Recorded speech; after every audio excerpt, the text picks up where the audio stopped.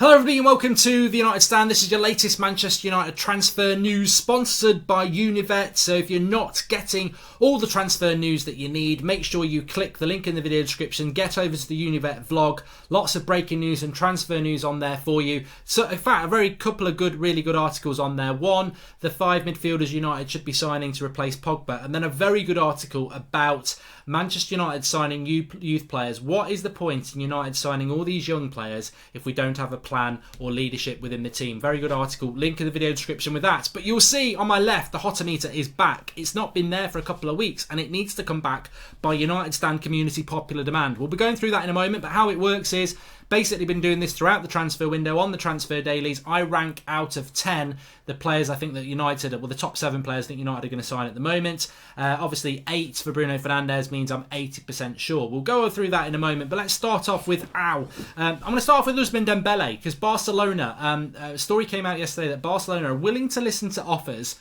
for 4 of their players: Ousmane Dembele, Rakitic, Umtiti and Coutinho. So Coutinho we don't want because he's ex-Liverpool player.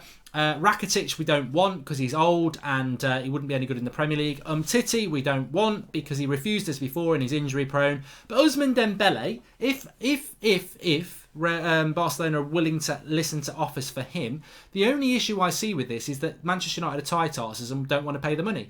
They paid 135 million for him a couple of summers ago, and I remember a couple of summers ago we were still doing the transfer dailies back then, and we were talking about Ousmane Dembele, what an exciting young talent he was at Borussia Dortmund, what a brilliant right winger he would be. Yes, 2 years ago we were still talking about Manchester United needing a right winger, and 2 years later we're still talking about United needing a right winger. Now that doesn't mean that Ousmane Dembele is definitely the right winger we need, but he is a right winger that has that star quality, that he's still only 22, that yes, it's not gone great for him at Barcelona, but in a different surrounding, and if we can beat his FIFA addiction, because apparently he spends all his life playing FIFA, then he could be a very, very good signing for Manchester United, and he could solve that right wing position. Now I can hear people saying he doesn't always play on the right wing, Mark. You're right, actually, in the sporadic games he had for Barcelona last season, he played more games off the left. But who doesn't these days? Let's not split hairs about it. Let's be honest, most wingers that should be playing on the right wing play on the left wing because they like to cut inside, and most left-footed players play on the right wing because they like to cut inside, because everybody's bloody obsessed with these inverted wingers.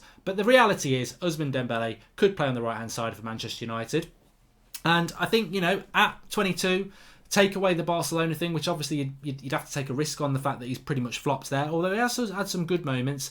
Take that away, he's still got plenty left in the tank to fulfil his talent at 22. And I think somebody's going to get a bargain then. And that somebody could be you, Manchester United. But I think a lot of people feel that he might go to Liverpool on loan. What a signing he would be for them.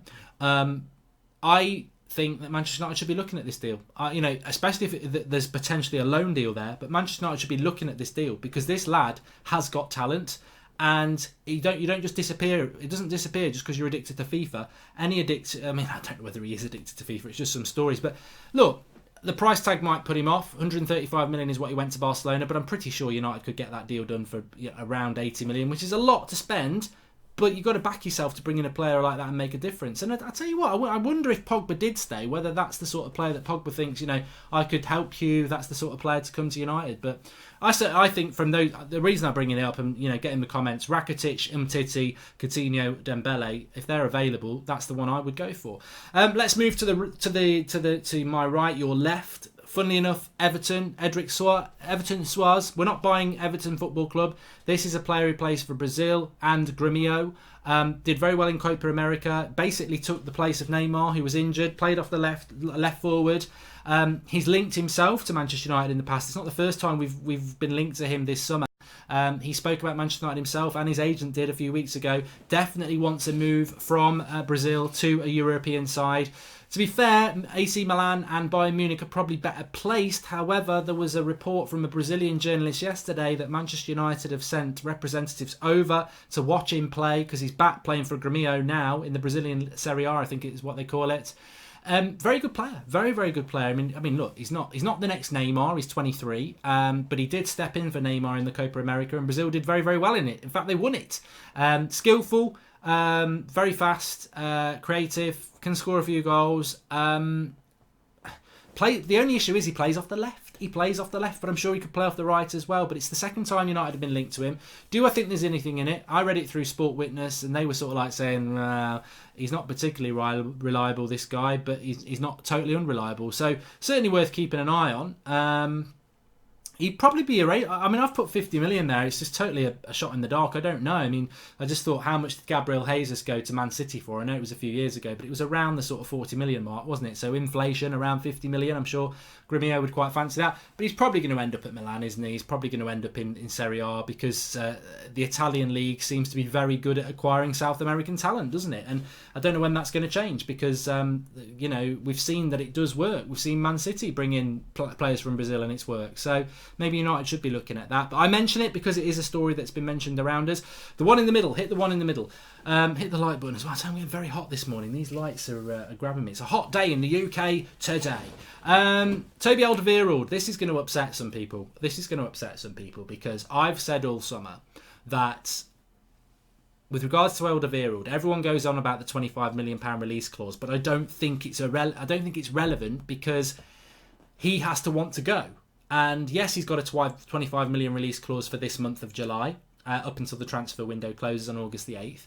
But he's got to want to go. And he's only got 1 year left on his contract. So if he stays at Spurs for another year, next summer, no one pays him a transfer fee. He'll get a big signing on fee and big wages. And that's what I always felt Alderweireld would do, because Spurs are going to be a good team next year. And why not just stay for another year and make a load of money next year? But apparently, Italian reports are saying that Roma want him. Obviously, Manolas has gone to Lazio, hasn't he? So Roma want Alderweireld, and they want to pay the 25 million, and Alderweireld's interested in it. Now, Italian sources are very good. I love pasta. No, Italian sources, not resources, are not particularly... they're not right all the time. Sometimes they are, sometimes they're not. So then there might be nothing in this, but it would be interesting if Alderweireld does end up going for 25 million, because I know a lot of United fans are going to go absolutely apeshit about how we have not gone for Alderweireld, who is 25 million, and we've gone for Harry Maguire, who's 75 million. And a lot of people will think Alderweireld's better than Harry Maguire. Debatable. A lot of people will say, well, yeah, he's 30, but Harry Maguire's 26, 40. Yeah. Look, I just think it will cause a few issues. But I remember last summer, and a few people were saying Alderweireld's coming to United. And I said at the time, he's not coming to United. We're not even in for him. And a lot of people were saying, we are. And what happened once the transfer window was opened, it was confirmed that we were never in for him by both sides. And I don't think United are in for Alderweireld. I don't think we are. Whether we should be or not, On the flip side of things, we moan about our club not spending much money. And I suppose in some ways it would be quite admirable if we do sign Harry Maguire for 75 million and we don't get Alderweireld for 25. I'm happy with it, United, if they do that. I've got to be honest with you. I'm one of those people who actually rates Harry Maguire. I might be in the minority, but I do. But I also think as well, if we do that, surely it's sending a message that many of us don't actually believe United are all about. If you've got the choice between a 25 million and a 75 million centre-back, you'd think United would go with the 25. So going with the 75 shows that we want to spend money. And also, Alderweireld doesn't fit what United are trying to do. He'll be 31 during next season. So in the next couple of years, he's going to be looking at retirement. Whereas a Harry Maguire or even a Koulibaly at 28, they're going to be around for 3, 4, 5 years. So it's more about what we want to build out, isn't it? So yeah, I'd agree with that. A couple of other updates you might be interested in. Steven Bergwijn, PSV winger that we've hoped that United would be linked with because he's a winger. Bayern Munich apparently into that race now. I thought Bayern was signing Leroy Sané, but I don't know what's going on with that. And Ruben Diaz. I was on the Sport Witness site looking at the Everton story, and I saw one about Ruben Diaz and United's interest in that, but. They were saying themselves it's hard to know how recent that news is, because there is an indication that he's going to sign a new contract at Benfica, although nothing's been announced yet. So Ruben Diaz, the centre-back situation, if we move to the hot-meter on the left-hand side for a moment, the centre-back situation is pretty much this. Out of 10, I think Bruno Fernandes, who's been in there from the first transfer window, from the first hot-meter, Bruno Fernandes has always been in the top 2 or 3. He's now in the first position. 8 out of 10 chance he'll come to United. I'm 80% sure he'll come. Sean Longstaff the same. I think, look, Newcastle might dig their heels in and we might not get the deal done, but it's very clear that United want him. And Harry Maguire also 8 out of 10, 80% chance because of what I was told last week, because I think United are going to do that deal, 80% chance. And then there's a big drop-off. There's a big drop-off then because I think those 3 players are the priority signings for United. And then you're moving into people like Koulibaly, who look, I think United want but probably can't do. Milinkovic-Savic, who I'm not convinced we're in for, but also I think it depends on if Paul Pogba goes. Gareth Bale, who has always been in there at a low 30% chance, but I just can't take him off because we'll then sign him. I don't necessarily agree with the signing and etc., but I just think Bale at Real Madrid doesn't make sense, and Real Madrid want Pogba, and he's in there. And then Ben Yedder. Ben Yedder's got to be in there because 30% chance, because Lukaku looks like he's going, and can United go into next season with just Rashford, Martial, Sanchez and Greenwood? I think for different reasons. You've got to score goals, and can you rely on those 4 for different reasons? A young player who you've got to be patient with, 2 inconsistent but talented players, and the world's biggest flop. It's tough, isn't it? And whatever you say about Lukaku, I think it's time for him to go, but he does guarantee you goals when he plays, to be fair, against the teams that are outside the top 6. So if you're removing a player because he's not quite good enough, surely you're going to bring somebody who is good enough, if that makes sense. So, yeah, that's how I feel. Get in the comments below about that, the hotometer, actually. I mean, are you still confident, or are you starting to drop off in your confidence? To me, I still think with 4 weeks to go, just under 4 weeks now, 3 weeks and 6 days to go, I'm still confident that United have got the time to do those top 3 deals. Beyond that, I don't know. If in a week's time we're still talking about this, like I said last night, I think we might have to lose one of those top 3 as well. But at the moment, there's still time that if United are working on them, they can be done. But if they're not, and they're sitting back, and they're trying to save money, then, in 2 or 3 weeks, we might have signed nobody like we don't sign on the tour and be in trouble. But I choose to be positive. That's just the way we've got to be. Please do smash a like on the video, everybody. And I've got to keep saying, make sure that you are subscribed. Bottom right-hand corner, subscribe, get your notifications on. You might be subscribed and not have your notifications on. Your notifications are to click the bell, all loads up we do. The reason I say that is Flex is out in Perth, doing the vlogs with Josh. The one yesterday was brilliant. Make sure you watch it. It's the one with the Milinkovic-Savic picture on the homepage. Also today, they're going to have a lot of footage from the open training session they were at yesterday. They've got some brilliant drone footage around Perth as well. So make sure you're watching it because it makes you feel like you're there on the tour. Brilliant stuff they're doing. Make sure you're watching that. Smash a like, get your comments in below, lots to discuss about. It is Friday, so how are you feeling? Another week passes, another working week passes. And tomorrow, it's a watch along on the channel, isn't it? I'll be back at 8 o'clock for you. Make sure you watch the vlog at lunchtime.